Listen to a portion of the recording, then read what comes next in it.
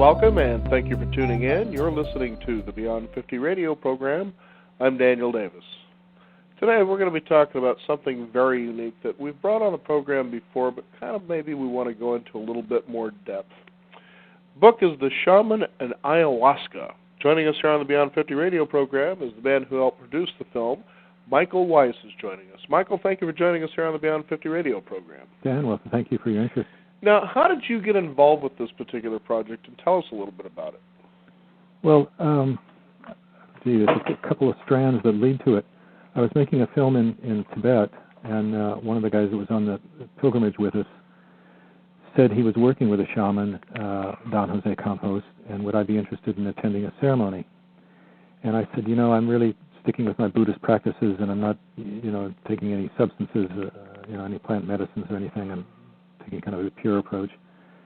But the more I looked into it, I have Parkinson's disease, and I learned through my research that Banisteriopsis capi, which is the vine that's used in the ayahuasca brew, had been used for as a cure in the 1920s for Parkinson's.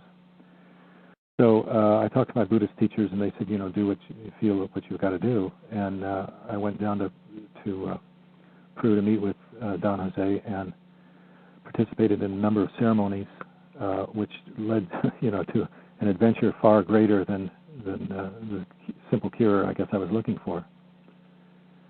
So that just has opened doors and channels and opened a whole new world for me. I like that your show is called, Over 50 or? Beyond 50, yes.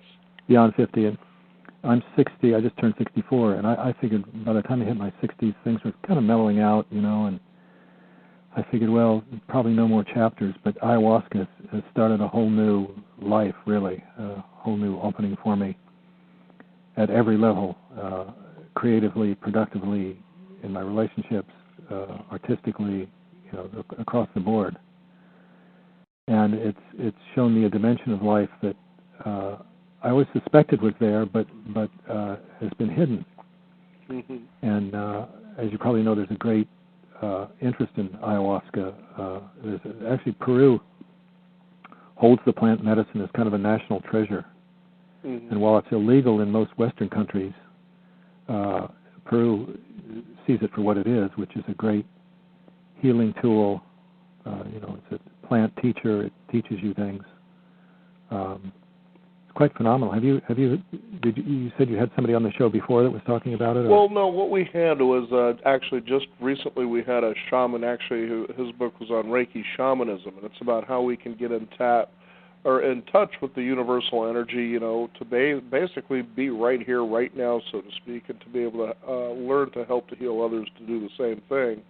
And, this seems to be something that we're finding more and more of an interest of, and especially in the last couple of years. I don't know if it's because of the approach of 2012 or the social awakening of consciousness. I don't know what it is, but you're seeing more and more interest by even a more mainstream public in something that's been around literally 30, 40, 50, 60, several thousands of years, and it's having like this reemergence and the curiosity that people are looking into this. Well, what I found fascinating about it, and what you say is right, it's been around for 70,000 years, and they found ayahuasca in vessels going back that long, and so these shamanic practices, have existed for a long, long time. But it seems that they call it a plant teacher, and when you take this brew, which is absolutely the most horrific tasting stuff you can imagine. I mean, it's really foul. It's all you can do to keep it down, and many people don't. And but it takes you into other dimensions, and in these other dimensions, you meet with plant spirits and entities that communicate to you. And one of the great teachings of the plant is about ecology, and you quickly see that we are part of everything, and we are part of the plant life and the animal life and the planetary cosmic life. I mean, it's a great teacher about ecology, mm-hmm. and you never look at the world the same again. And I think where, our culture, Western culture, has gone off track, and we're clearly seeing this with global warming and all the pollution that's going on. We think we're the only conscious beings and the highest animal on the chain, I guess. When in fact you learn that plants have consciousness, they have an intelligence, and they can share that intelligence, and they're much older intelligence than we've had. So it turns out ayahuasca is like a plant with an agenda. I mean, it's like, a plant with an agenda. What does that mean? The plant may be leading us to a new relationship with the earth, and so the plants may be helping us save the earth and readjust ourselves and get it back into balance with, and do those things that we need to do to live in harmony here rather than destroy the place. Mm-hmm. It's just an extraordinary discovery on my personal discovery on my part. I spent a lot of time and lived for a long time in San Francisco during the 60s, and did psychedelics and LSD and psilocybin and mushrooms and those things in very much in a spiritual context, not as a recreational drug. But this is people will compare this to psychedelics, but it's really far beyond it, because it does have a teaching, because it is a teacher plant, and it's kind of the grandmother of all. Well, it's the 2x4. I call it the 2x4 of Amazonian medicine, because she really comes in and sets you straight. It's not easy. It's not fun. It's probably the hardest thing I've ever done. It's not for everyone. Do not try this at home. If you're interested in this, you do this with a experienced shaman that you feel really good about, because it's the most difficult thing I've ever done, and it's probably the most incredible thing I've ever done. It's a mixture, Tell us, okay, Michael, about your experience. Because with something like this, I remember many years ago in the state of Oregon, there was a particular congressman or governor, I can't remember what his name was really out to make sure that everybody, obeyed the law when it came to the use of drugs by not using them. And so what does he decide to do is to go after the Indian nation and say, peyote's an illegal drug. You can't be participating in these ceremonies. And that's just the way it's going to be. It was just a black and white issue. Here this was something they've been doing for generations. And not irresponsibly.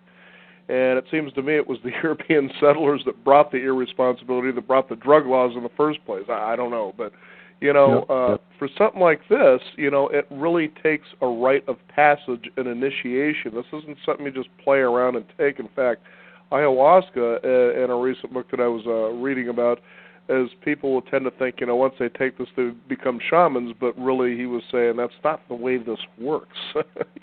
Talk about that.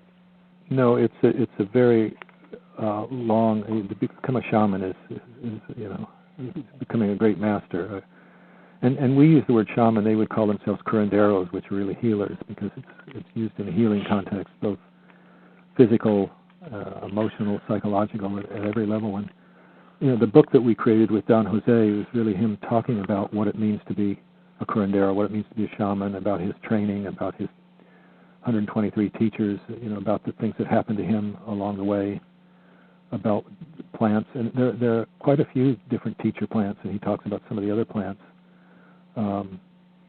It's an extraordinary book. It's sort of like what Carlos Castaneda did in the 60s and 70s with his series of books, except this is without Carlos going through all his anxieties. This is pure shaman speak. It's getting it straight from Don Jose, who is a remarkable human being, a remarkable teacher. And I was pretty skeptical about even doing it, and until I saw him, and within seconds I knew this was a man I could trust. And then in ceremony, when you're intoxicated with ayahuasca, it really takes you over. And he leads the ceremonies through songs, through the Icaros, which are these songs that bring in the plant and animal spirits. And stuff is flying through the air, and energies and powers and entities, and it can be pretty terrifying and pretty awe-inspiring at one hand and very terrifying at the other. And he guides you through these songs, and he's called a maestro, or the curanderos are often called maestros, and I think of it in a way because he's conducting the energies through these songs. He's very much in touch with everybody and what's going on with them. Everybody has entirely different experiences, and yet there's a group energy taking place too. It's actually beyond words. I always feel myself as being inadequate trying to describe these spaces that, I mean, maybe the language will develop for these spaces. I start sounding like a nutcase using the words that we have, because we haven't had these, as Westerners, we haven't had these kind of experiences, so we don't really have a language to describe it and talk about it. And that's where Don Jose's book and the film help to introduce this world to people who know nothing about it. So now tell us about your experience. At first you were reluctant, but you took that step forward. What happened? Well, the first thing, you sit in a circle in the ceremony, and you go up one by one and drink a shot glass of this just dreadful stuff. And then you sit around for 40 minutes or so and waiting for it to come on, and everybody's pretty much silent, and then he starts whistling, and then he starts chanting, and he starts with his rattle, and then you feel the energy coming on. And for me, I started, and a lot of people have the very strong images. Since I'm a filmmaker, my modality is visual, so I get a lot of visual stuff.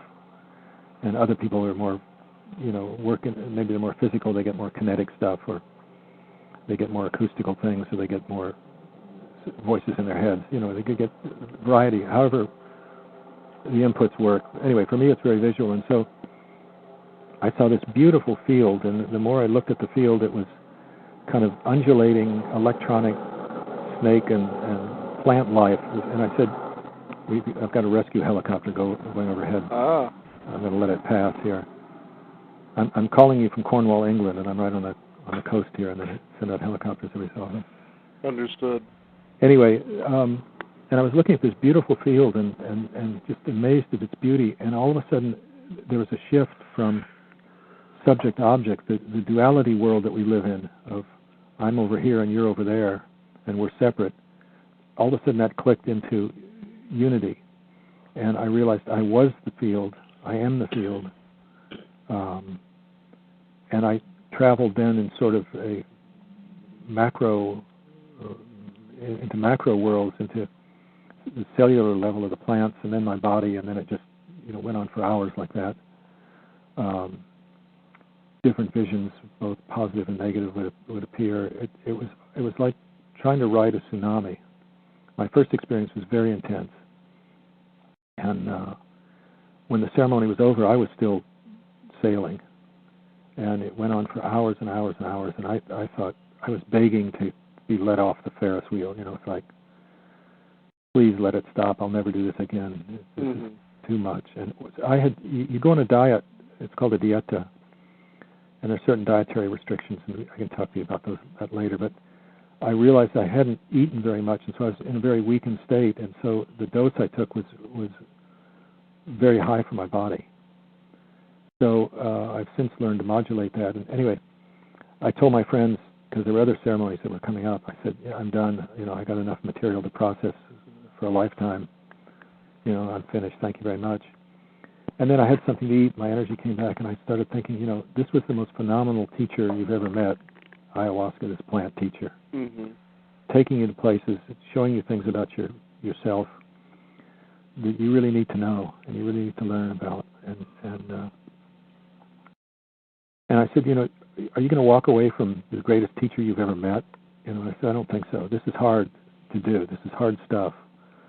But I'm going to do it again. And I did it again. And I since do it every, 6 months or whenever I feel that I want to explore that.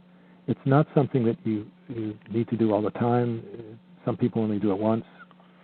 Some people do it for a while and then stop because they got the teachings.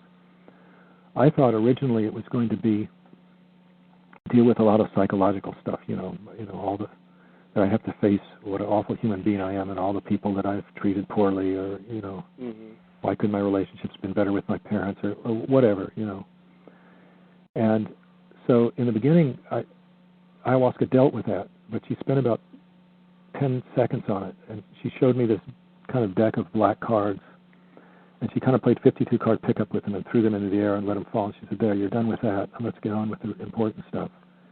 And then she gave me the lessons in ecology and other things. So, and then I had healings because I went in with the intention of working on my Parkinson's and trying to, work with that. And, I asked her if she would help. The remarkable thing is you can establish a relationship with this plant and find a way to communicate it. You can ask questions. And for me, I found myself in this, what I'll call the big room, this amazingly huge kind of like library. And, something like out of Raiders of the Lost Ark, or just more phenomenal, ancient, big room, huge room. Mm-hmm. And I realized this wasn't just a room. This was ayahuasca taking the form, the spirit ayahuasca taking the form of a giant room where I would feel comfortable, where she could teach me. And in that room, I could ask questions. And she treated me like she was a divine mother. She would, and this isn't language I use. I don't go around calling people divine mothers, or but it seems appropriate to my experience. But I would ask her questions, and she would always address me as my son or my beloved or my dear one. It was just amazing, the love and care in which she would answer my questions. Mm-hmm. The amount that I came back with after, say, a 6-hour journey was a very small percentage of the total experience. There's so much you get. It's like 30 years of meditation into a crash course in an evening. It's I actually learn more in those hours than I have meditation. But now I'm coupling meditation and other spiritual practices that I do. I found it integrates very well with ayahuasca. It's not something you give up one and have to do the other or anything like that. It's, right. Now, with something like this, basically, getting the attention of people, and I don't know about how mainstream it becomes. Is there sort of a risk to something like that? People going down, it's almost like, for instance, when you were saying you grew up in the 60s, that you think about Haight-Ashbury. So people were just clamoring to go to this spiritual place in San Francisco, and many people were very disillusioned by this pilgrimage once they arrived. Whereas it's exactly the same thing coming back again. Unscrupulous people claiming to be shamans in Iquitos, in Pucallpa. There's kind of a ayahuasca tourism has developed.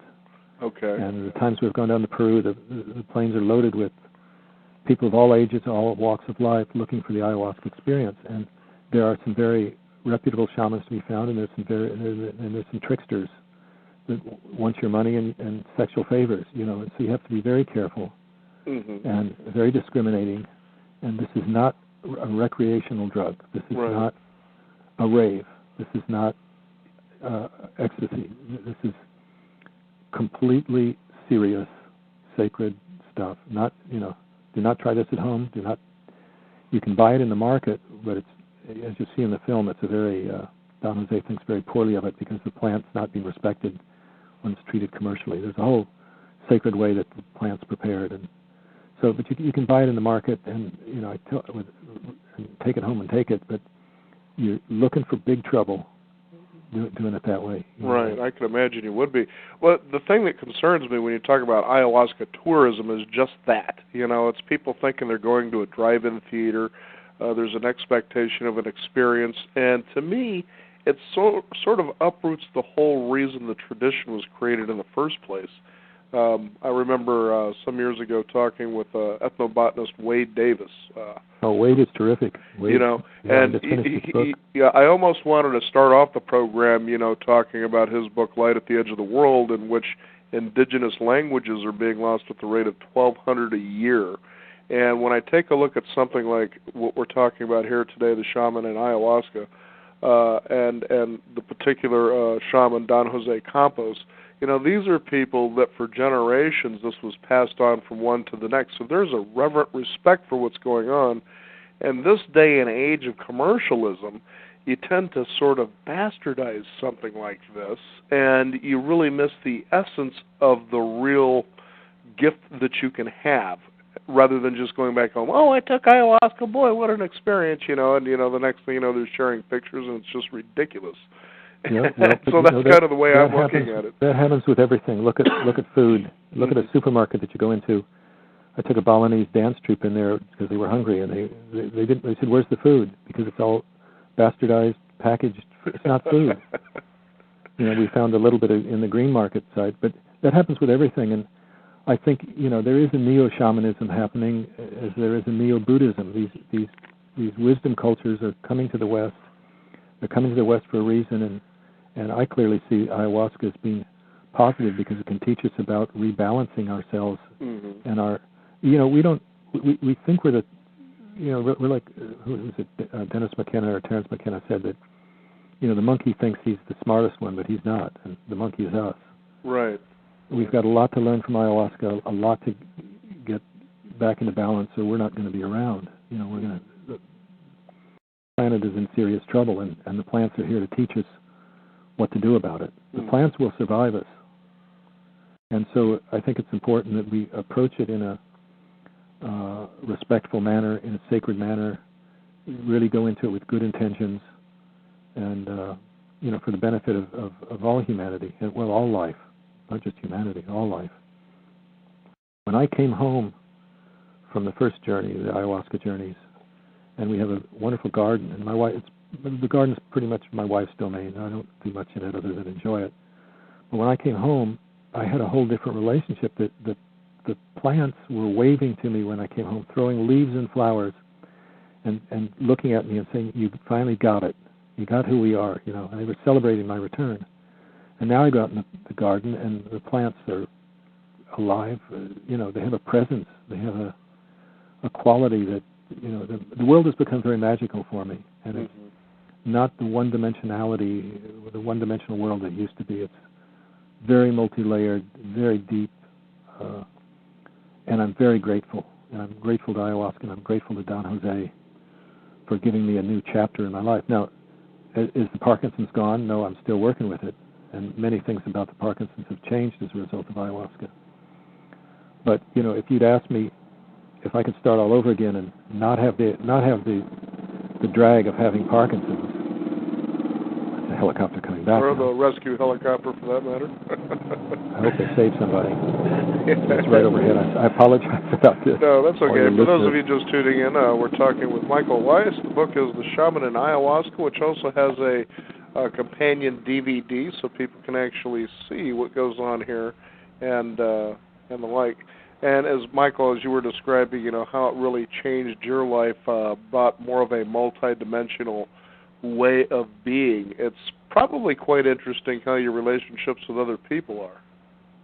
Well, let me just cap off the last thing I was saying, and I'll get to that, which is that if I had to give up, if I could start all over again and not have Parkinson's but not have ayahuasca, would I do that? No, I would accept the Parkinson's and the drag that it is to have the Parkinson's, because what I've learned with ayahuasca is just so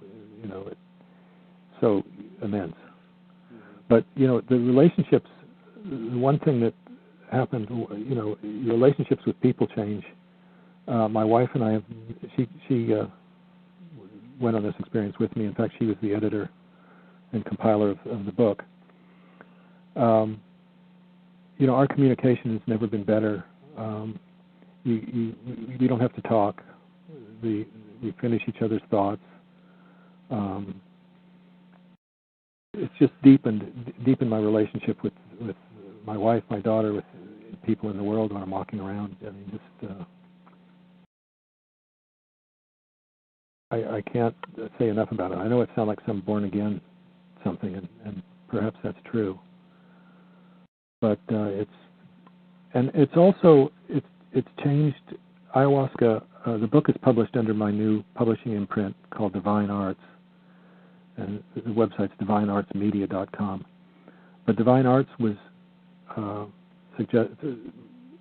my wife was instructed that we should do a new imprint that would address the sacred in living, sacred arts, sacred culture, and by ayahuasca. And ayahuasca said she would support us in doing that. And I tell you, in the first year, we have 5 new books out, including Shaman and Ayahuasca. The money to do this has just shown up. The people have just shown up to work on it. The resources, the authors, the distribution, everything is it's been effortless. Mm. And so I have a feeling that when you get aligned with what you're supposed to be doing, which is really about being joyous and being grateful for this life, that things just fall into place, and stuff that are obstacles before fall out of the way, get out of the way. It's like I feel like I'm riding the horse in the direction it's going. I'm not trying to get it to go somewhere else. And so I'm being supported by the spirit world and the natural world, and I mean, I can't imagine how many thousands of listeners have turned off at this point, but I'm sorry, this is the only way I have to talk about something that I feel very strongly about, very deeply about. I don't believe there'd be many listeners turned off at all, especially when they realize over the 7.5 years we've been producing the show, that's always been our intention, is to show a more holistic way to approach life and find out what works or what resonates best with you. And this is one avenue that certainly has profound results, as you've experienced. Yeah, and it's deepened everything. It's like I can read books at another level than I ever have before. I can read sacred texts, and I go, oh, I get what they're talking about here. I couldn't figure,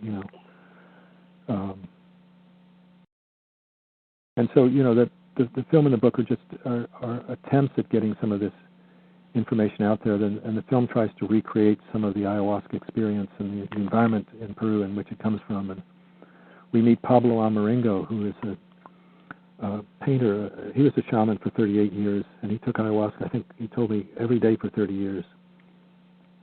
And we met him at the end of his life, and we have some pictures, paintings he did on the cover for the book and the DVD, but it's also in both the movie and the book. But his paintings are these they look like jungle, fantasies, but they're not fantasies, they're documentaries. He paints these other realms. Mm-hmm.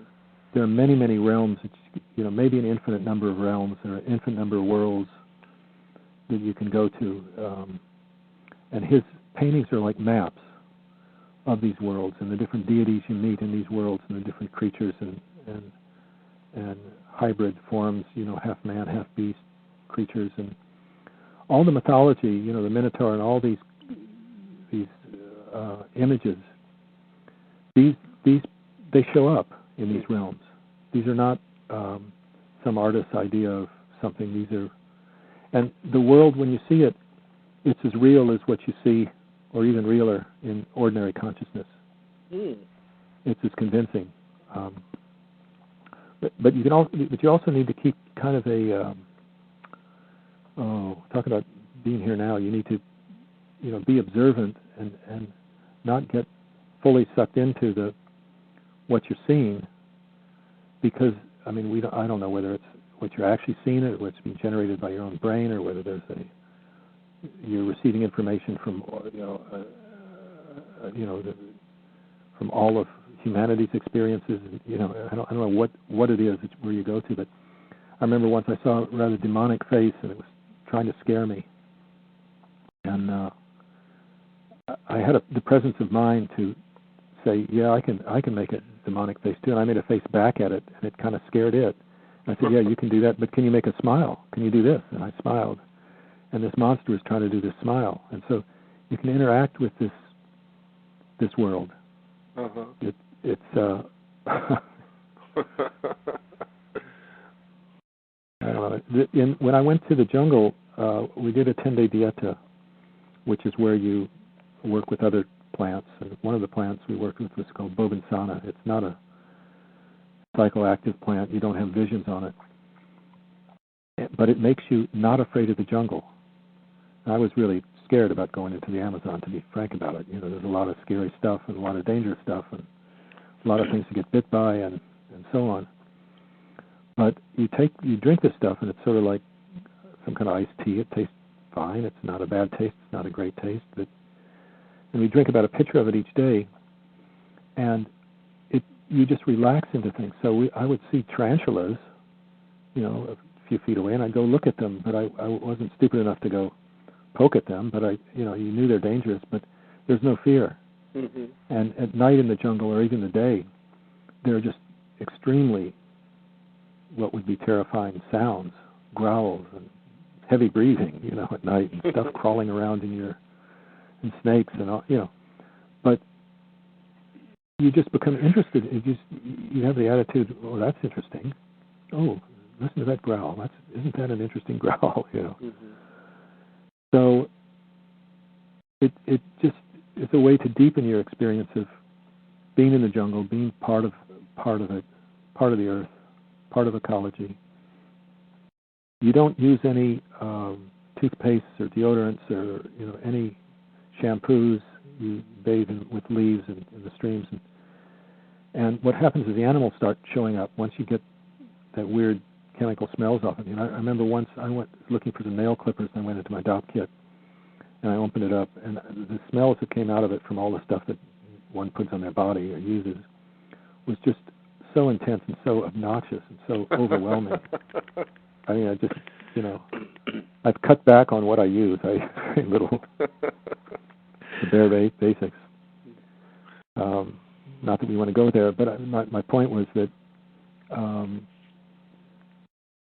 we've just separated ourselves so much from the earth, and we need to really get back in touch with that. The message couldn't be clearer. I certainly agree with you. The book is The Shaman and Ayahuasca. Our guest today, Michael Weiss. Michael, if you can, give out the website again. Well, The Shaman and Ayahuasca can be found on Amazon, or you can get it from our site, which is divineartsmedia.com, or my website. We have another publishing company that does film books and my other films, and that's at mwp.com. Michael Weiss, thank you for joining us here on the Beyond 50 radio program. You've been terrific. Thank you so much. Thank you. We also encourage you, the listeners out there, be sure to visit us at our website at beyond50radio.com. Sign up for our free weekly e-newsletter. I'm Daniel Davis. This is the Beyond 50 radio program. Remember, live your day past halfway.